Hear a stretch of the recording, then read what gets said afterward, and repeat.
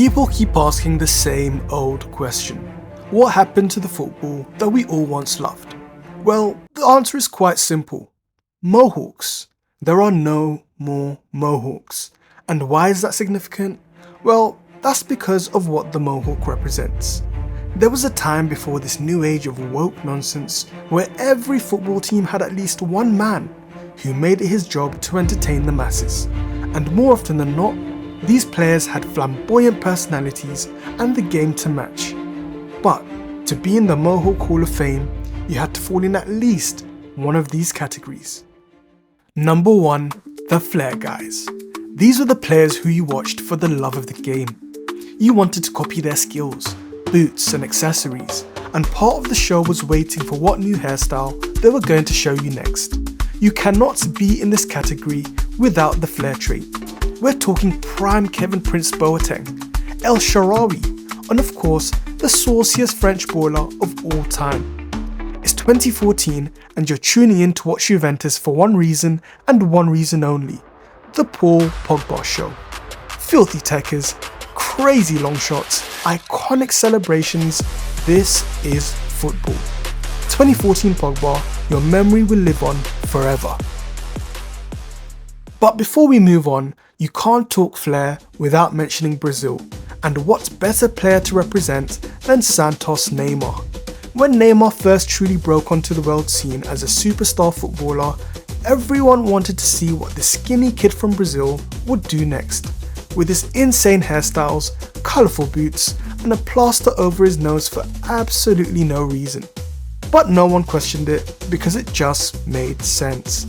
Combine that with his insane talent and there's absolutely no one like him. Moving on to category number 2, we have the certified hard man. For this category of Mohawk ballers, the first name that comes to mind is Radja Nainggolan. For those who remember, this guy's inform card was an absolute menace on Ultimate Team.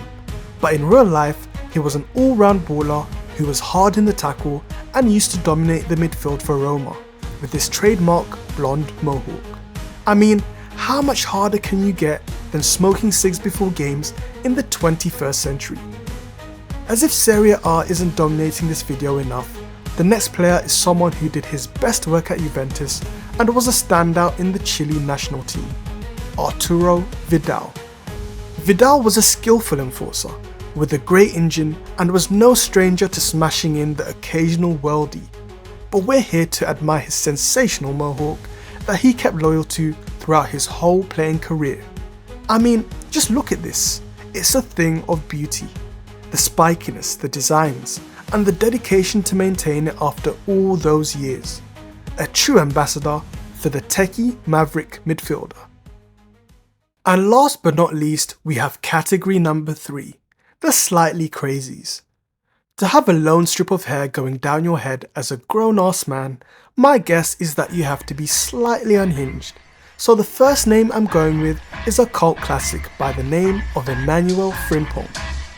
Part-time rapper, part-time footballer, Emmanuel Frimpong makes this list because of his super aggressive playstyle, which meant that he didn't know the meaning of a 50-50. He was either winning the ball or taking you out. Despite his short Arsenal career, he's still fondly remembered by Arsenal fans as one of their favourite crash-outs. Nowadays, you'll find him terrorising his tenants and forcing them to live with him. True Mohawk behaviour. The last man on this list needs no introduction. A true icon and possibly the greatest Mohawk ambassador of all time. Mario Balotelli. The best Mavericks aren't just big personalities. They usually have the talent to match, and Super Mario had plenty.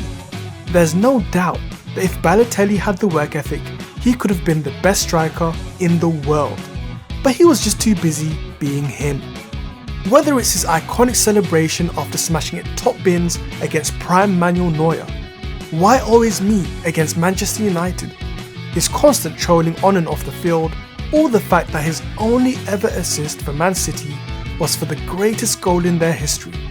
Mario Balotelli is a certified cult classic with an incredible range of Mohawks to match.